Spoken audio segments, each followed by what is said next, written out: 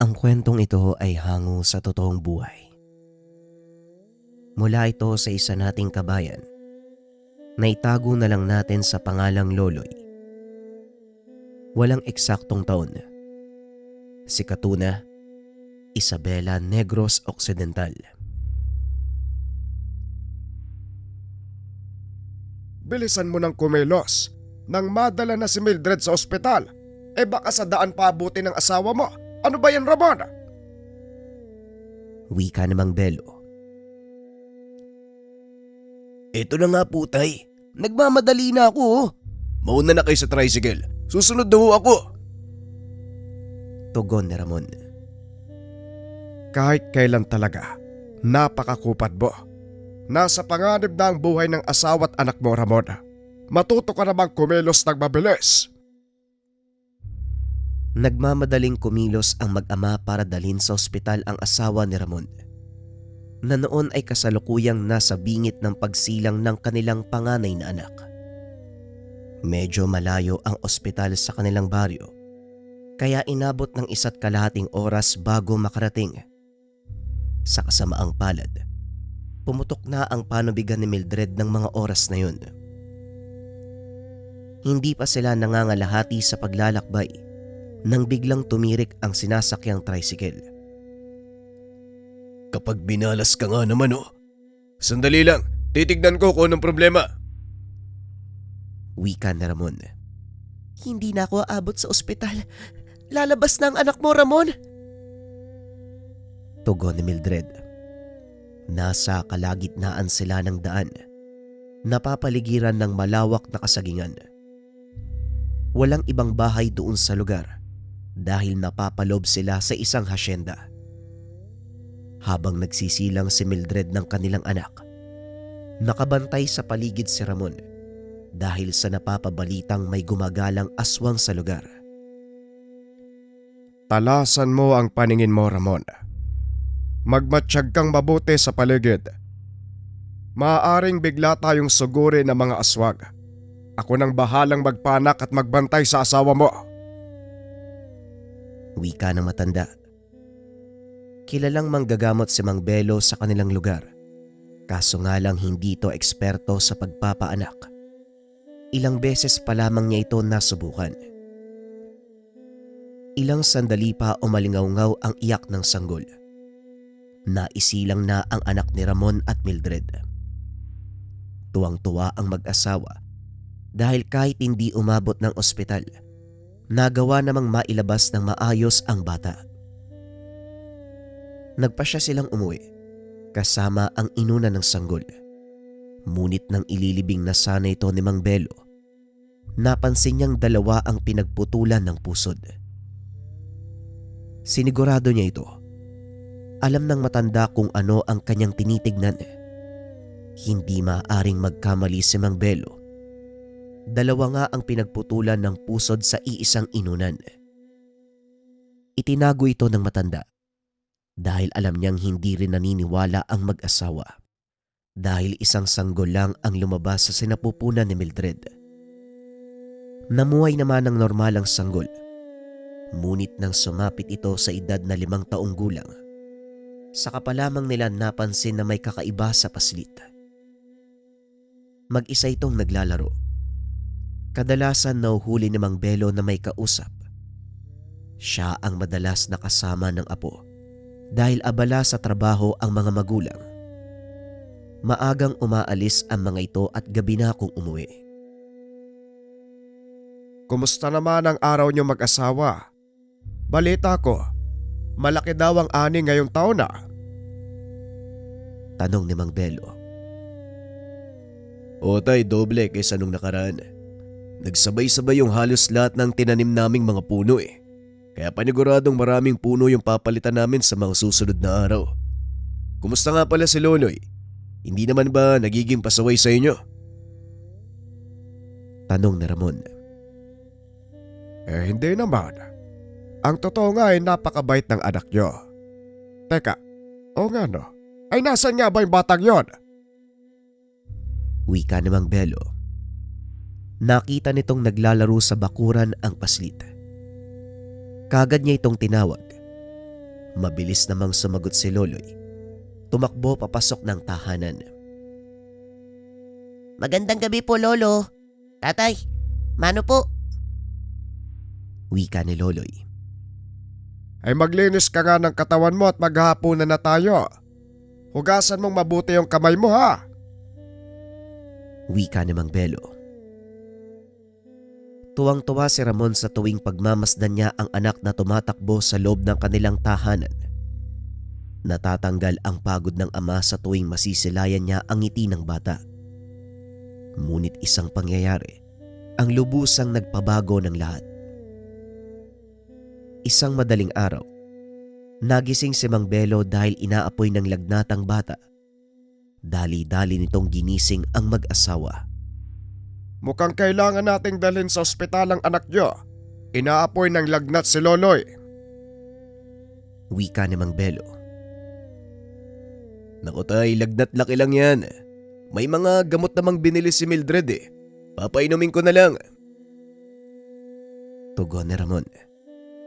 At gaya nga ng sinabi nito, ilang minuto matapos painumin ng gamot, humupa ang lagnat ng paslit.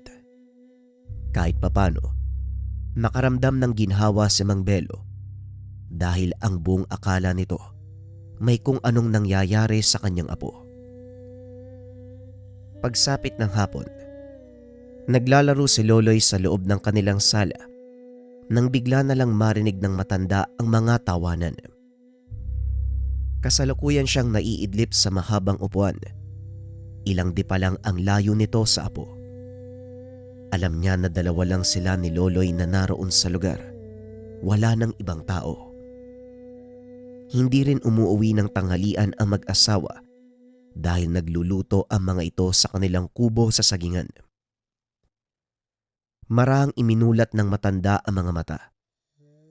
Tuluyan itong napabalikwas nang makita ang dalawang nilalang na nasa tabi ng kanyang apo.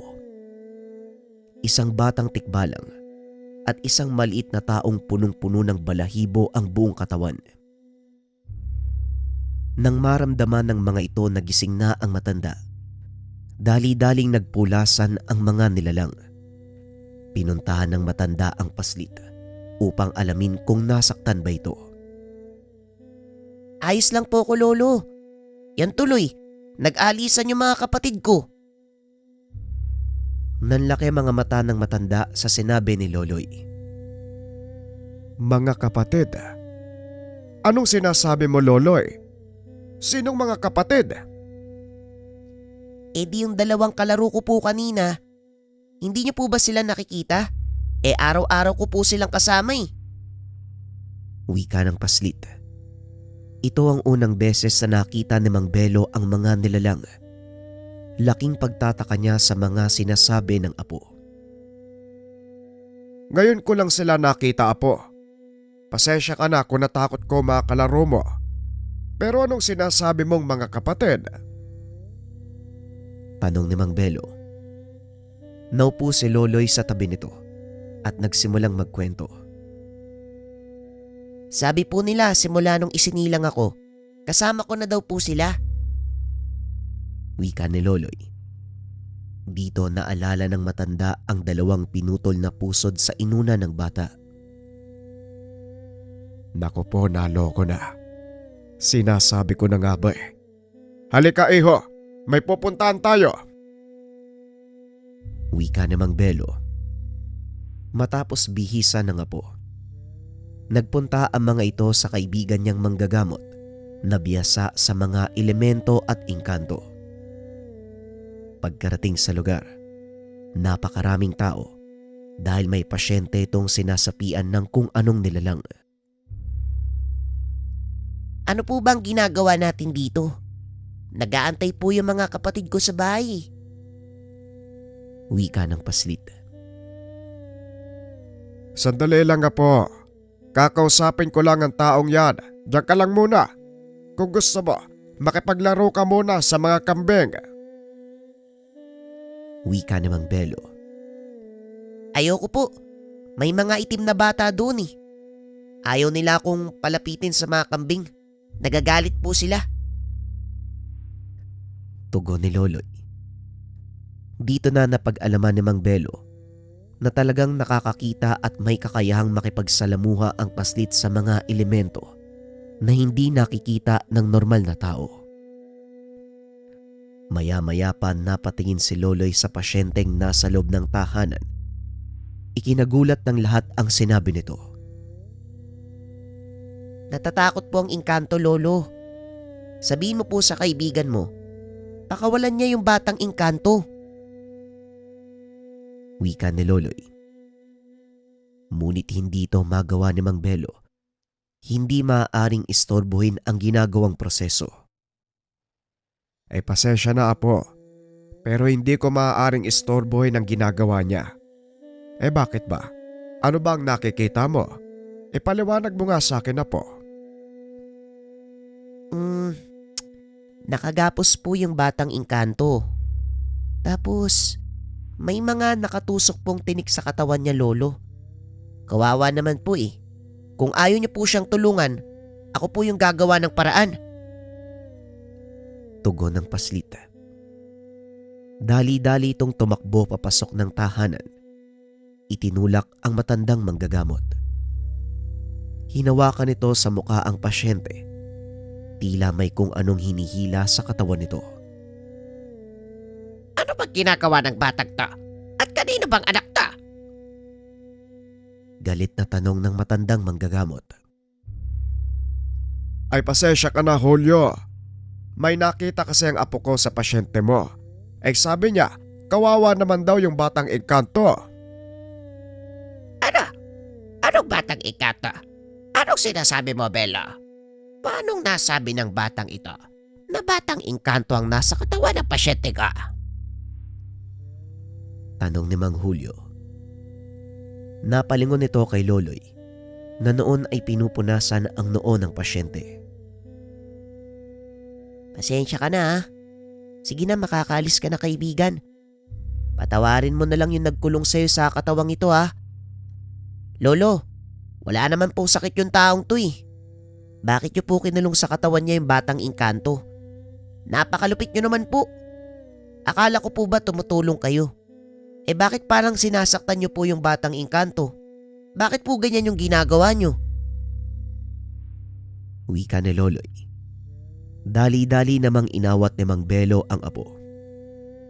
Ay naku, ito talagang batang to, walang preno yung bunganga eh. Ay pasensya ka na, Julio ha. Hindi na mauulit. O sige, aalis na lang kami. Wika ni Mang Belo habang tinatakpan ang bibig ng paslit. Hindi. Sandali lang, Belo. Maupo ka at may pag-uusapan tayo. Tungkol dyan sa batang kasama mo. May nararamdaman akong kung ano sa kanya. Espesyal ang batang yan. Naupo si Mang Julio habang tinatapos ng matanda ang panggagamot. Laking gulat nito dahil napagaling ni Loloy ang pasyente. Matapos mag-alisan ng mga tao, kinausap ni Mang Julio ang dalawa. Sabihin mo sa akin, bata, paano mong nalaman na batang engkanto ang nakakulong sa katawan ng pasyente ko? Tanong ni Mang Julio. Nakikita ko po, Manong. Narinig ko po na umiiyak siya. Natatakot po siya. Wika ni Loloy. Aminin ko sa inyo ang totoo. Hindi ko talaga nakita ang sinasabi niyang engkanto, Belo. Mabuti na lang at dumating kayo. Kung hindi, baka nakapatay ako ng engkanto ng walang kamuwang-muwang. Pero ang ipinagtataka ko, paanong nakalas ng batang ito ang ginawa kong pangkulog? Tanong ni Mang Julio. Yan nga din ang gusto kong isangguni sa'yo, Julio. Gusto kong tignan mo ang aking apo. Dahil sinasabi niya, may mga kapatid siyang hindi nakikita ng normal na mata ng tao. Wika ni Mang Belo. Hinawakan ng matanda ang pulso ng paslit. Kaso nga lang hindi pa man nagtatagal. Binitawan niya ito. Sabihin mo sa akin, Belo, ilan ang pusod na pinutol sa inuna ng batang ito? Tanong ni Mang Julio. 2 Hulyo. 2 pusod ang pinutol ko mula sa inuna ng batang ito nung isinilang siya. Posibleng totoo ang sinasabi ng apo mo.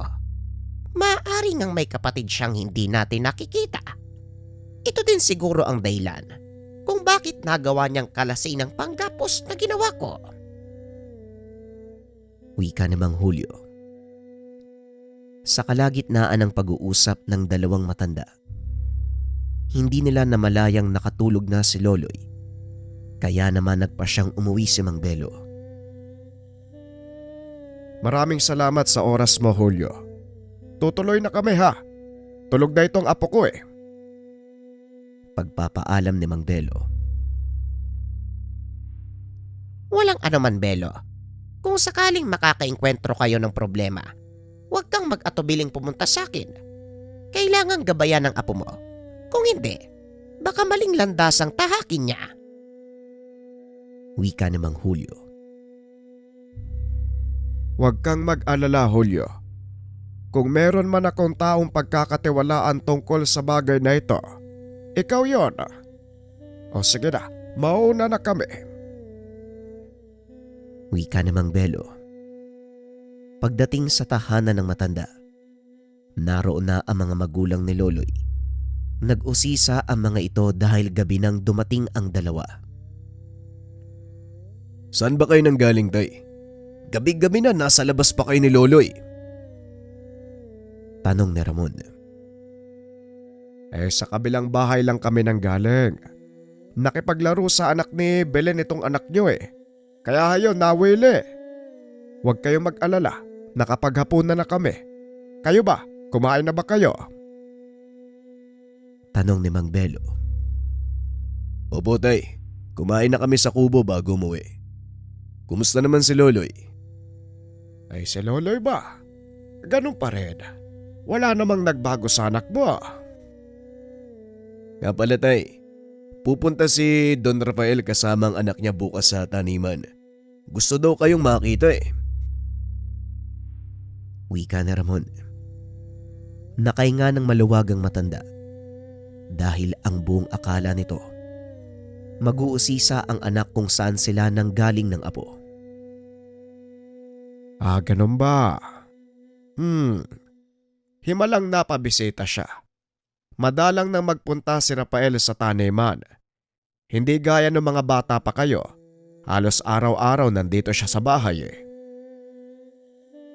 Wika ni Mang Belo. Kasi tay, maraming taon na yung lumipas eh. Abala na yun sa mga inaasikaso niyang negosyo. Ikaw ba namang maiwang mag-isa sa napakaraming ari-arian ng tatay mo eh? Malamang hindi ka talaga magkakandaw gaga. Wika ni Ramon. Abay oo nga naman, kawawang bata. Biglang nawala ng kalayaan eh. Ay bueno, magpapahinga na ako ha. Mukhang maaga pa ang alis namin ni Loloy bukas. Tugon ni Mang Belo. Kinabukasan maaga nitong ginising ang apo. Pinakain niya ng agahan. Apo, damihan mo ang kain ha, pupunta tayo sa sagingan. Dadalaw kasi ngayon ng may-ari kasama ang kanyang anak. Wika ni Mang Belo. Pupungas-pungas samang naglakad si Loloy papunta sa pagkainan. Matapos mag-agahan, nagpunta ito sa kwarto upang magbihis. Tapos na po ako magbihis, Lolo. Sandali lang ha. Kakausapin ko lang ho yung mga kapatid ko. Wika ni Loloy. Nagpunta ito sa likod ng bahay at naupo sa ugat ng malaking puno. Tila may kinakausap ito. Maya-maya ay tumawa ng malakas. Sabay takbo pabalik sa loob ng tahanan. O ano? Nakausap mo na ba sila? Ayos lang ba sa kanilang maiwan sila dito? Tanong ni Mang Belo. Hindi na ito nanibago. Lalo pat siya mismo. Nakita ang dalawang nilalang nakausap ng paslit. Oo naman po, Lolo. Ang sabi pa nga ni Gilas, sila na magbabantay ng bahay habang wala tayo. Wika ni Loloy. O siya, tara na. Nakahanda na ang karosang sasakyan mo. Wika ng matanda. Habang nasa daanan, napapansin ni Mang Belo ang pagngiti ni Loloy at pagkaway sa paligid. Wala naman itong nakikitang tao, kaya naisip nitong nakakakita na naman ng kung anong nilalang ang apo. Ilang sandali pa ay narating na nila ang kubo kung saan nanunuluyan sina Ramon at Mildred sa oras ng trabaho. Sakto din ang pagdating ng sasakyan ni Don Rafael. Dali-daling bumaba ng karosa si Loloy. Tumakbo papunta sa sagingan. Hindi na ito pinigilan ng matanda dahil alam niya kung ano ang hahanapin ng apo. Bumaba naman ng sasakyan si Don Rafael kasama ang kanyang anak na babaeng si Cassandra. Halos kasing edad lang ito ni Ramon. Sa katunayan, magkababata ang dalawa. Talagang hindi nagkamali si Papa na iiwan sa inyo ang pangalaga ng sagingan, Ramon. Mang Belo, kumusta naman ho kayo dito? Wika ni Don Rafael. Ayos lang naman ho, Don Rafael. Kayo po, kumusta po ang buhay doon? Tugon ni Ramon habang niyayakap ang matalik na kaibigan. Huwag mo nga akong tinatawag-tawag ng ganyan. Parang hindi ako sanay pag ikaw ang naririnig kong tumatawag sa akin ng Don. Kayo din, Mang Belo, para namang hindi ako lumaki sa ilalim ng iyong bubong. Rafael na lang ho ang itawag niyo sa akin gaya ng dati. Wika ni Don Rafael. Nga pala, anong masamang hangin yung nagdala sa'yo dito sa sagingan? Nakakagulat bigla kang pumunta dito. Tanong ni Ramon. Gusto ko lang tignan ang kalagayan niyo at makita ang malaking pagbabago na sinasabi sa akin ng iba nating tauhan. Hindi nga sila nagsisinungaling. Salamat sa inyong dalawa. Tugon ni Don Rafael. Ipinakilala nito ang kanyang nag-iisang anak. Aba, malaki na pala si Cassandra, no? Hindi ba halos kasing edad niya lang si Loloy? Teka, nasa na ba yung batag yun? Ito talagang si Loloy. Wika ni Mang Belo habang iniikot ang tingin sa paligid. Nandyan lang yan tay sa tambakan ng patay na puno ng saging. Mamaya lang babalik na yan. Tugon ni Ramon. Maya-maya nga ay nagpakita ang paslit. Meron siyang dalang binilog na dahon ng saging. Aba, tignan mo nga naman. Napakaraming kabuti. Saan mo nakuha ang mga yan na po? Tanong ni Mang Belo. Ibinigay po sa akin ng kaibigan ko. Para daw po sa inyo, Don Rafael. Tugon ni Loloy. Nagtaka si Ramon dahil ang alam niya, walang gawain sa araw na yon, kaya walang tao sa taniman maliban sa kanilang mag-asawa. Sandali lang. Sinong kaibigan? Wala namang trabaho ngayon Tanong ni Ramon. Hindi naman po tao ang... Hindi na naituloy ng paslit ang sasabihin. Kagad tinakpan ni Mang Belo ang kanyang bibig. Baka siguro, baka may ibang taong nangunguha ng kabuti. Wika ni Mang Belo. Baka nga po. Bueno, maghahanda na ako ng pananghalian natin. Loloy, amin na nga yung mga nakuha mong kabuti. Iluluto natin para kay Don Rafael. Tugon ni Ramon. Naiwan sa bakuran si Don Rafael, Mang Belo at ang dalawang paslit. Eto na ba ang anak ni Ramon? Aba oo nga. Halos magkasing edad lang sila ni Cassandra. Iha, si Loloy nga pala. Alam mo bang dito siya isinilang sa gitna ng sagingan? Wika ni Don Rafael. Kumusta ka? Ako pala si Cassandra. Ikaw, anong pangalan mo? Tanong ng batang babae. Ako si Loloy. Ikinagagala kitang makilala. Tugon ni Loloy habang inilalad ang kamay na punong-puno ng putik. Walang pagdadalawang isip na inabot ni Cassandra ang kamay nito upang makipagkumustahan. Rafael, sabihin mo nga sa akin ang totoo. Ano ang sadya mo? Hindi ka naman madalas magpunta kung hindi malaga ang pakay mo. Tanong ni Mang Belo. Ang totoo niyan, Mang Belo, nagpunta ako dito dahil sa apo mong si Loloy. Sinabi sa akin ni Mang Julio ang lahat. Nais niyang ipasailalim sa aking pangalaga ang bata. Pareho kami ng kakayahan ni Loloy. At sa palagay ni Maestro, mas magagabayan ng bata kung nasa ilalim ito ng aking pangalaga. Wika ni Don Rafael. Nauunawaan ko ang sinasabi mo. Ang totoo din yan, nagkausap na kami ni Mang Julio. Pero hindi ko akalaing ikaw pala ang uutusan niya. Wika ni Mang Belo. Maging ako, hindi ko inaasahan. Yung apo mo yung tinutukoy niya. Nabanggit din sa akin ni Maestro na maaaring may kakambal si Loloy. Oo, tama ka. Meron ngang kakambalang bata. Saka ko lang nakumpirma nang magkausap kami ni Julio. Pag-uusap ng dalawa. Samantalang sina Loloy at Cassandra naglalakad sa kasagingan. Uy, baka gusto mong makilala yung mga kaibigan ko. Tanong ni Loloy. Anong kaibigan? Yung nagbigay sa'yo ng kabuti? Tugon ni Cassandra. Oo, sila nga. Tara, doon tayo sa malaking puno ng mangga para maipakilala kita sa kanila. Huwag kang mag-alala. Mabait yung mga kaibigan ko. Wika ni Loloy. Naglakad ang dalawa hanggang sa marating nila ang malaking puno ng mangga. Maraming tumutubong kabute sa paligid. Kung titignan, mas mayabong pa ang mga puno ng saging sa bahaging iyon. Marami ding tumutubong magandang bulaklak, kaya tuwang-tuwa si Cassandra. Naupo ito sa isang malaking ugat. Nagsimulang mag-ipon ng mga magagandang bulaklak. Alam mo bang paborito ng papa ko yung mga bulaklak na to?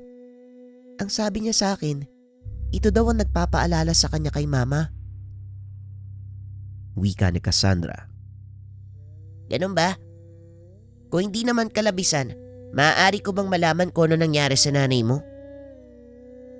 Bakit parang matanda ka na kung magsalita? Siguro kasi, puro matatanda yung palagi kong kasama eh. Ang sabi sa akin ni Papa, wala na daw si Mama eh. Namatay siya nung pinanganak ako. Yun ang pagkakalam ko. Pero narinig kong sinabi ng isang matanda. Nakalimutan ko lang yung pangalan niya, parang Julio yata. Buhay pa daw si Mama eh. Babalik pa daw siya. Si Mang Julio? Siya din yung nagkulong sa batang engkanto sa katawan ng tao eh. Pero teka, paanong nakilala ng tatay mo yung matandang yun? Tanong ni Loloy. Nagpatuloy pa ang usapan ng mga paslit hanggang sa marinig ni Loloy ang pagtawag ni Mang Belo. Mukhang kailangan na nating bumalik, Cassandra. Tinatawag na ako ni Loloy. Wika ni Loloy. O sige, bumalik na tayo. Mukhang hindi naman magpapakita yung mga kaibigan mo eh. Pasensya na, naiiya siguro. Kasi ngayon ka lang nila nakita dito eh. Habang naglalakad ang dalawang bata, tuloy naman ang pag-uusap ni Mang Belo at Don Rafael. Napag-usapan ng mga ito ang pangalaga kay Loloy. Hindi ako sigurado kung papayag si Ramon sa gusto mong mangyari. Pero susubukan kong kausapin siya. Wika ni Mang Belo. Ako na pong bahalang kumausap sa kanya. Siguradong hindi niya ako matatanggihan. Tugon ni Rafael. Maya-maya pa ay dumating na ang dalawang bata. Oh, andyan na pala kayong dalawa. Tara na, nakahanda ng pananghalian. Wika ni Mang Belo. Habang kumakain kinausap ni Don Rafael, si Ramon at Mildred. Ramon, may isang bagay akong gustong talakayin. Ito ay tungkol sa anak mo. Gusto kong ako ang magpaaral sa kanya at doon siya mananatili sa bahay. Wala akong anak na lalaki. Alam mo naman ang tradisyon ng pamilya namin, hindi ba? Kaysa sa iba mapunta ang lahat ng pinaghirapan namin ni Papa. Bakit hindi na lang sa anak ng taong pinagkakatiwalaan ko? Wika ni Don Rafael. Ano? Teka, pakiulit nga yung sinabi mo. Gagawin mong tagapagmana ang anak ko. Tama ba ang pagkakaintindi ko? Tumawa ng malakas si Don Rafael at muling nagsalita. O Ramon, matalik kitang kaibigan. Pinagkatiwalaan ni Papa ang iyong pamilya sa mahabang panahon. Ganon din ako. May minsan, hindi mo ako binigo sa lahat ng bagay. Kaya siguro, nararapat lang na pagkatiwalaan ko rin ang anak mo. Gaya ng pagtitiwala ng tatay ko sa inyo. Pero Rafael, baka naman nabibigla ka lang, pag-isipan mo munang mabuti ang mga sinasabi mo. Baka sa bandang huli magsisi ka sa mga maging desisyon mo. Ay nako, Mang Belo. Kayo nga po ang magsabi sa akin. May dapat ba akong pagsisiyan sa magiging desisyon ko? Napangiti na lang si Mang Belo at nagsalita. Wala akong nakikitang dahilan, Rafael. Kaya sa palagay ko tama lang ang naging pasya mo. Pero tanungin natin ang dalawang batang ito. Dahil sila ang susunod na mamamalakad sa lugar. Ano sa tingin niyo? Tugon ni Mang Belo.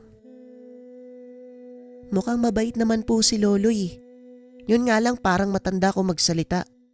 Pero bukod po dun, wala po akong nakikitang masama sa kanya. Kaya ayos lang po sa akin. Wika ni Cassandra. Teka, ibig sabihin naalis ako dito sa sagingan? Hindi ko na makikita yung mga kaibigan ko. Ayoko po ng ganun, Lo. Hindi po ako papayag. Wika ni Loloy. Nagkatinginan si Don Rafael at Mang Belo. Yun lang ba po? Wala kang dapat alalahanin. Maaari mo silang isama doon. At isa pa, pwede ka naman bumisita dito sa taniman. Hindi naman ganong kalayo ang mansyon ni Don Rafael. Napaisip ang paslit. Ilang sandali nga ay ngumiti din ito habang nakatitig kay Cassandra. Narinig mo yung Cassandra? Ibig sabihin pwede mo silang makita. Pwede mo silang makausap. Sige po, payag na po ako. Nakahinga ng maluwag si Mang Belo dahil ang buong akala nito mahihirapan siyang kumbinsi ng apo. Pagsapit ng hapon, inihanda ng matanda ang lahat ng gamit ni Loloy. Pagsapit ng kinabukasan, sinundo na ito ni Don Rafael sa kanilang tahanan. Magpakabait ka doon ha. Huwag mong bibigyan ng sakit ng ulo si Don Rafael. Wika ni Mang Belo. Huwag kang mag-alala, Mang Belo. Hindi magiging sakit ng ulo ko ang apo mo. Sa nakikita ko, madaling turuan si Loloy. Mabilis niyang matututunan at mabilis siyang makakaangkop sa bago niyang buhay. Wika ni Don Rafael. Matapos ang pag-uusap, sumakay na ng sasakyan ng paslit. Hindi nito alam na naroon pala si Cassandra. Oh, nandito ka pala. Bakit hindi ka bumaba? Tanong ni Loloy. Gusto kasi kitang sorpresahin, Loloy. Kaso nakalimutan ko din ang binili kong regalo para sa'yo. Kaya doon ko na lang sa bahay ibibigay pagdating natin. Tugon ni Cassandra. Sabay yapo sa braso ni Loloy Tignan mo ang dalawang bata, Manong. Ngayon pa lang, nakikita ko ng magiging maganda ang kanilang samahan. Wika na Don Rafael. Kaso nga lang makalipas ang ilang taon, tila baliktad ang sinabi nito. Loloy, bumalik ka nga dito. Kahit kailan talaga, wala ka magawang maayos. Wika ng dalagang si Cassandra. Paglabas si Don Rafael sa kanyang silid-aklatan, nakita niyang naghahabulan sa hagdan ng nooy binata at dalagang sina Loloy at Cassandra. Habulin mo ako, kung kaya mo. Papang Rafael, may sulat po si Cassandra galing sa isang manliligaw. Wika ni Loloy. Napailing na lang si Don Rafael dahil sa naging resulta ng pagsasama ng kanyang anak at ni Loloy. Talaga ba, Loloy? Patingin nga ako. Mas gwapo ba yan kaysa sa akin? Wika ni Don Rafael. Madalas itong sinasakyan ng pangasar ng binata sa kanyang anak. Ayan na naman eh. Pagkakaisa nyo na naman ako eh. Bakit kasi ang hilig mong pumasok sa kwarto ko, Loloy? Wika ni Cassandra. Ilang beses ko rin ba sasabihin sa'yo na magsara ka ng pintuan sa tuwing lalabas o matutulog ka? Yan ang napapala mo. Hindi ka kasi nakikinig sa akin. Tugon ni Loloy. O sige na, tama na yan, Loloy. At ikaw naman anak, dalaga ka na. Hindi na kayo bata. Dapat palagi mong isinasara ang pintuan mo lalo na't pag natutulog ka. Wika ni Don Rafael. Hindi nga po ako sanay na nakasara yung pintuan ko. Pakiramdam ko mag-isa ako eh. Alam mo naman po yun eh. Tugon ni Cassandra. Bigla namang naalala ni Loloy ang lahat ng kwento ni Cassandra simula nang mamatay ang kanyang ina. Eto na, eto na. Eto na yung sulat ng manliligaw mo. Pasensya ka na ha. Halika nga dito. Wika ni Loloy sabay yakap sa dalaga. Parang magkapatid na ang turingan ng mga ito. Ngunit alam ni Don Rafael na balang araw, mas malalim na relasyon ang mamumuo sa kanilang dalawa. Sige na, sige na. Mahuli na kayo sa klase. Ay teka, o nga pala no, wala pala kayong pasok ngayon. Po, sino pong may sabi? Tanong ni Loloy. Araw ng Lunes ng mga sandaling iyon, kaya alam niya na merong pasok. Ako? Nakalimutan mo ba kung sinong may-ari ng paaralang pinapasukan mo? Maganda kayo. Pupunta tayo ng Sagingan. Dadalawin natin si Mang Belo at ang mga magulang mo. Nagkatinginan ang dalawang kabataan. Kanya-kanyang pasok ng silid upang magbihis. Minsan lang mag-aya si Don Rafael ng ganito. Kaya naman sinunggaban nila ang pagkakataon. Habang nasa kwarto, kinausap ng kanyang kakambal si Loloy.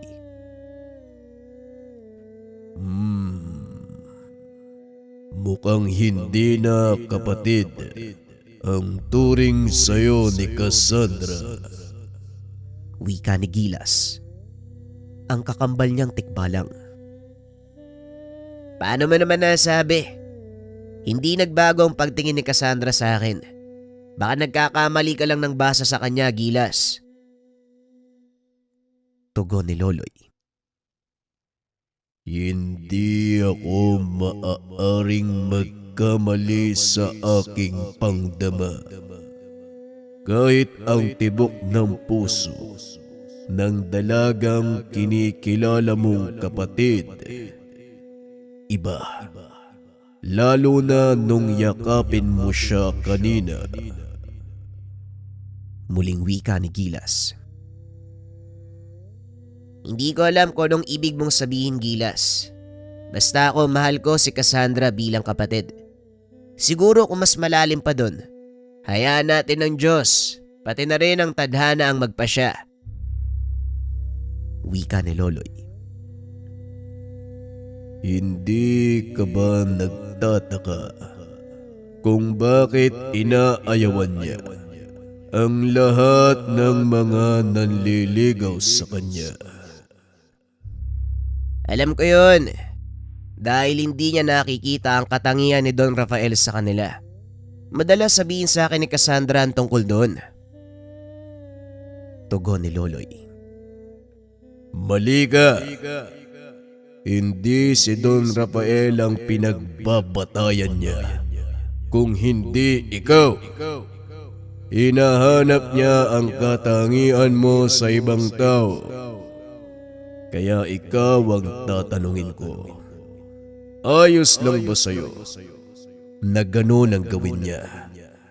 Gayong andiyan ka naman. Wika ni Gilas. Ay nako, kung makakahanap siya ng kagaya ko, edi mas mabuti. Basta isa lang ang sasabihin ko sa taong yun. Wag na wag niyang papaiyakin si Cassandra dahil matitikman niya ang bangis ng mga kamao ko. Napapailing na lang si Gilas sa mga sinasabi ni Loloy. Hindi nito lubos maunawaan ang ugali ng binata. Bahala ka sa buhay mo.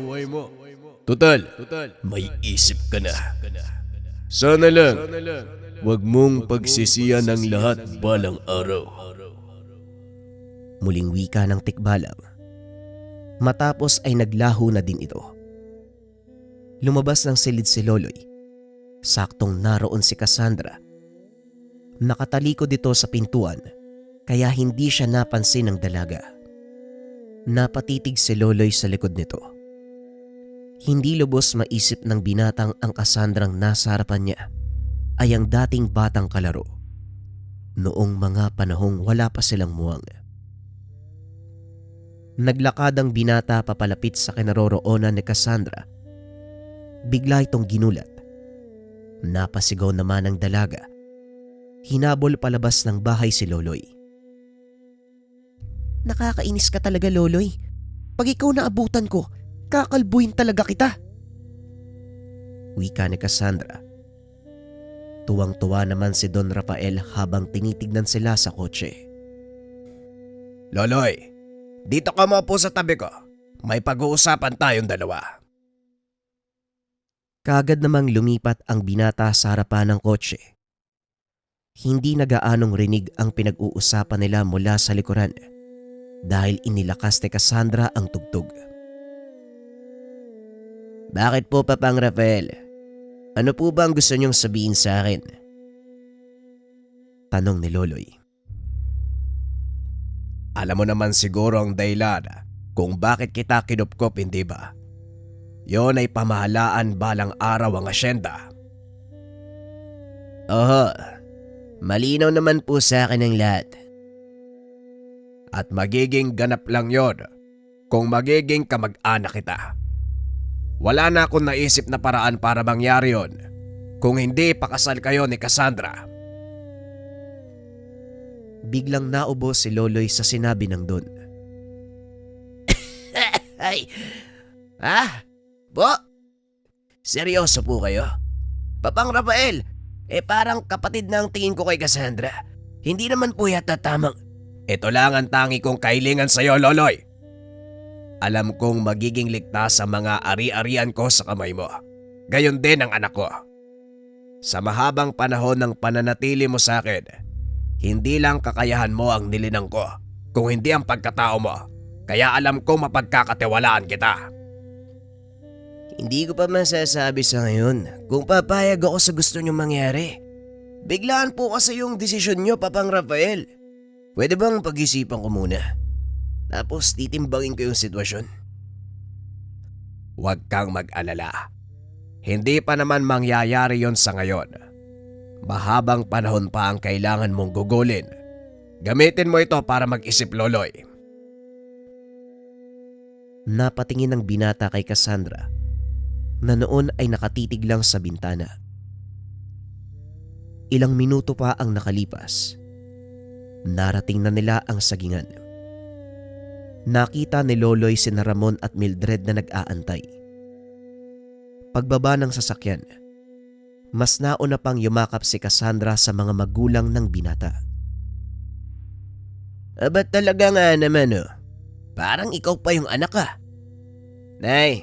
Nay, kumusta ho kayo? Wika ni Loloy. Eto, maayos naman anak. Ikaw, mukhang hindi ko na kailangan magtanong Tatay talaga Teka, nasan po pala si Lolo? Nandun sa kabilang ibayo. Mukhang may kinuha sandali. Susunduin ko na lang po siya. Cassandra, sama ka? O sige tara, mag-ikot-ikot muna tayo. Tugon ng dalaga.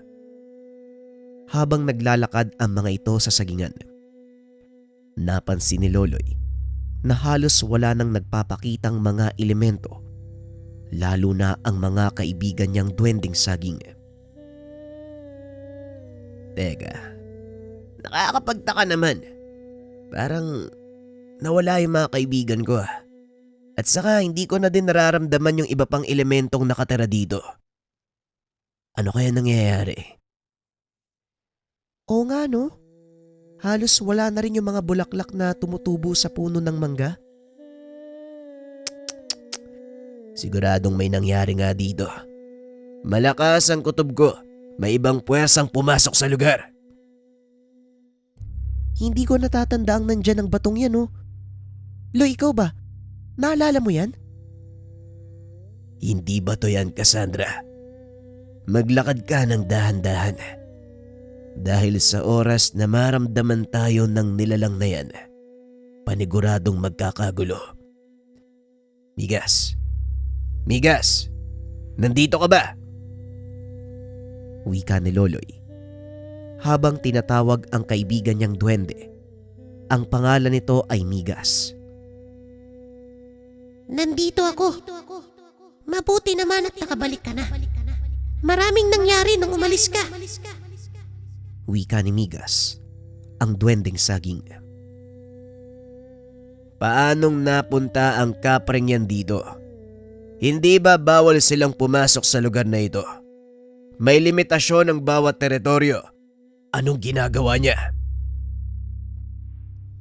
Yan din ang gusto kong sabihin sa'yo, Loloy. Nagsimulang magsipaglikas sa mga kapre at ang iba pang mga nilalang nang dumating sa kabilang baryo ang taong nagngangalang Matyas. Tugon ni Migas. Kung ganon hindi pala nating kalaban ng kapreng to. Hayaan mo na siya, Loloy. Halika na, umalis na tayo dito. Wika ni Cassandra. Tama ka, Cassandra. Hindi nga kaaway ang kapreng yan. Migas, sabihan mo ang iba pang mga duwende na tulungan ng kapreng ito. Pakainin kung kinakailangan. Kakausapin ko si Gilas kung may magagawa ba mga tikbalang tungkol sa bagay na ito. Wika ni Loloy. Napapangiti na lang si Cassandra habang nakatitig sa binata. Tara na, umalis na tayo dito. Baka magambala pa yung pagpapahinga ng mga nilalang na yan Wika ni Cassandra. Kagad nang umalis ang mga ito sa lugar. Saktong nakalampas sila sa kinaroroonan ng kapre nang dumating si Mang Belo. Oh, nandito na pala kayo. Pasensya na kung nahuli ako Mangyari kasi kinuha ko mga pinyang hinog sa tabi ng sapa. Wika ni Mang Belo. Ganun po ba, Lolo? Halika na. Kailangan na nating umalis sa lugar na ito. At baka magising pa ang kapre. Tugon ni Loloy. Napansin mo pala kagad Oo nga, matagal nang nananahan ng kapreng yan. Ilang taon na matapos kang umalis sa lugar na ito, Loloy. Isa-isang nagdatingan ng mga elementong yan sa lugar na ito. Pagpapaliwanag ni Mang Belo. Opo, naikwento nga sa akin ni Migas. At dahil daw po ito sa taong nagngangalang Matyas, kilala niyo po ba siya? Tanong ni Loloy. Oo, Apo. Pero bago yan, umuwi na muna tayo doon sa kubo. Kailangan nating mananghalian. Wika ni Mang Belo. Matapos mananghalian, nag-usap-usap sina Mang Belo, Don Rafael at dalawang kabataan. Si Ramon at Mildred naman ay bumalik na sa taniman dahil nagpapalagay ang mga ito ng abono sa mga puno ng saging. Anong natuklasan niyo, Loloy? Tanong ni Don Rafael. May mga elemento pong naninirahan sa sagingan. Hindi ho sila likas sa taga rito at ayon sa kaibigan kong duwending saging. Mula sila sa kagubatan sa kabilang bayan. Nagsipaglikas lang sila dahil sa kagagawa ng isang taong nagngangalang Matias. Wika ni Loloy. Si Matias ay isang kilalang mangkukulap at bukod pa doon ang kanyang napangasawa ay isang aswang na anak naman ng pinuno ng kanilang angkan. Sa makatuwid, naging makapangyarihan ng taong yon dahil sa impluwensya ng kanyang asawa. Pagpapaliwanag ni Mang Belo. Pero ano naman ang kinalaman ng taong yon sa paglikas ng mga elementong ito? Tanong ni Loloy.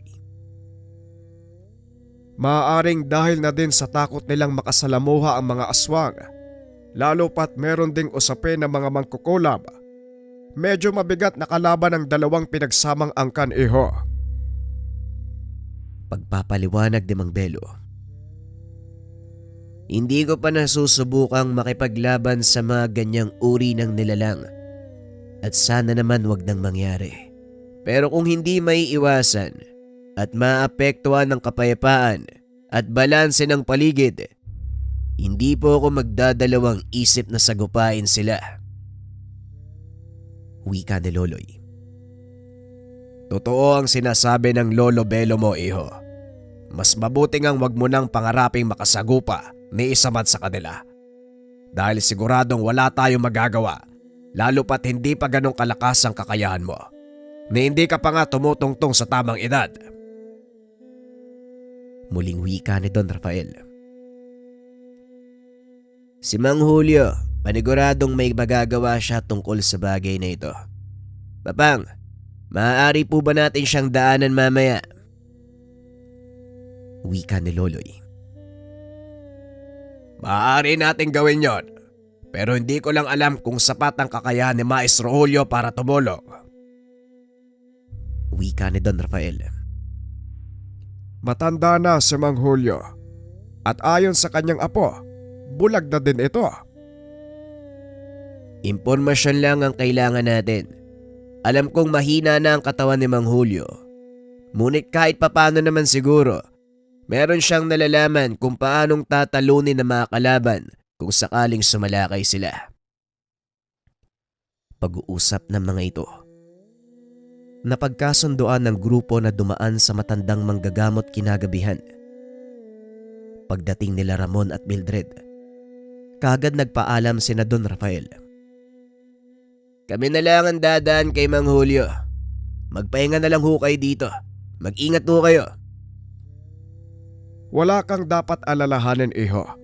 Dahil protektado kami ng mga duwending saging. Sige na, humayo na kayo bago pa tuluyang magdilim. Tugon ng matanda. Tuluyan nang umalis sina Don Rafael. Habang nasa daan, hindi maiwasang mapansin ni Loloy ang kakaibang kilos ng mga elemento sa paligid.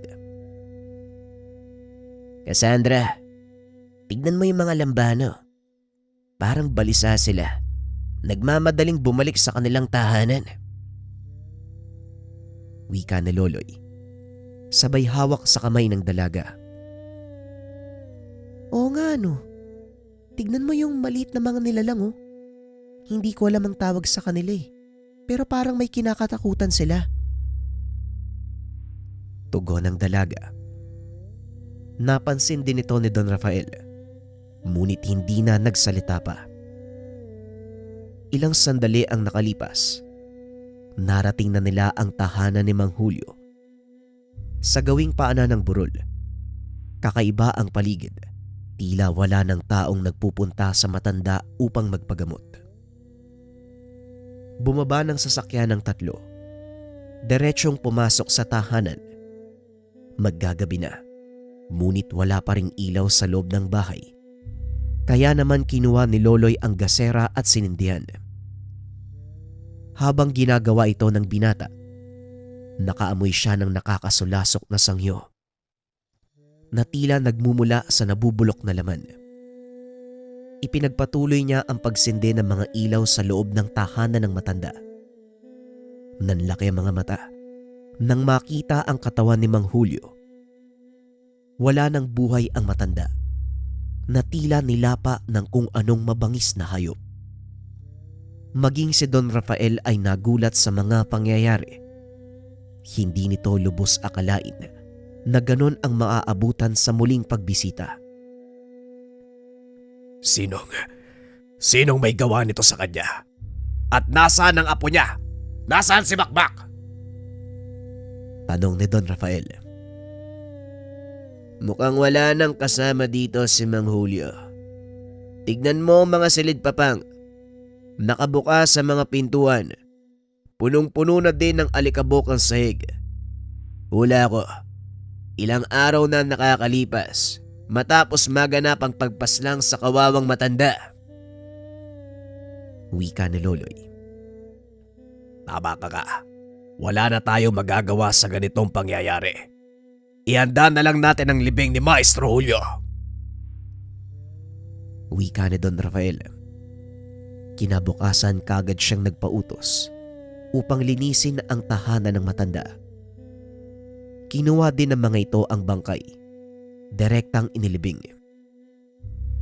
Hindi na nag-abala pang iburol ito sa takot na mag-amaranhig dahil wala itong pinagpasahan ng kanyang kakayahan.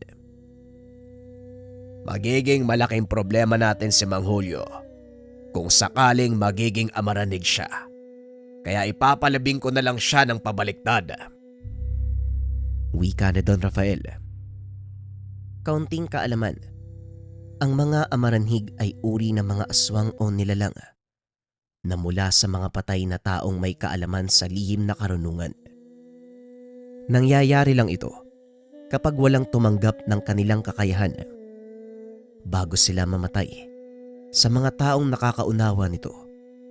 Sa oras na ipasa ng isang mangkukulam, mambabarang, aswang o kahit ng manggagamot ang kanilang kakayahan bago mamatay, hindi nila ito tinatanggihan upang mabigyan ng lubos na pahinga ang yumaong kaanak. Ngunit sa oras na hindi ito maipasa, hindi matatahimik ang katawang lupa ng yumaong may kakayahan. Tuluyan itong magiging lagalag at maghahanap ng mapagpapasahan. At sa halip na ipasa ang kakayahan, kinakain ito ang sinumang buhay na makakasalubong. Balik tayo sa kwento. Matapos ang libing, nag-usal ng mga dasal pangkulong si Don Rafael. Nagulat si Loloy dahil sa tinatagong kaalaman ng papang. Papang, hindi ko alam na meron kang kaalaman sa ganyang orasyon . Wika ni Loloy. Sinabi ko na sa'yo, naging mag-aaral ako ni Mang Julio. At kahit papano, may natutunan naman ako sa mga itinuro niya. Halika na, umalis na tayo dito. Tugon ni Don Rafael. Matapos ang libing, umalis na sila sa lugar. Nasa kalagitnaan ito ng kagubatang sakop ng ari-arian ng pamilya ng Don. Kaya alam nilang walang sino man ang gagambala sa pagpapahinga ng kanyang maestro. Ano po ang susunod nating gagawin, Papang? Tanong ni Loloy. Kailangan lang nating maging maingat. Hindi natin maaaring pangunahan ang kilos ng mga kalaban, Loloy. Kung nagawa nilang atakihin si Mang Julio ng walang dahilan, paniguradong nasa listahan din nila tayo. Kaya ingatan mo si Cassandra. Wag na wag mong hahayaan na malagay sa panganib ang buhay niya.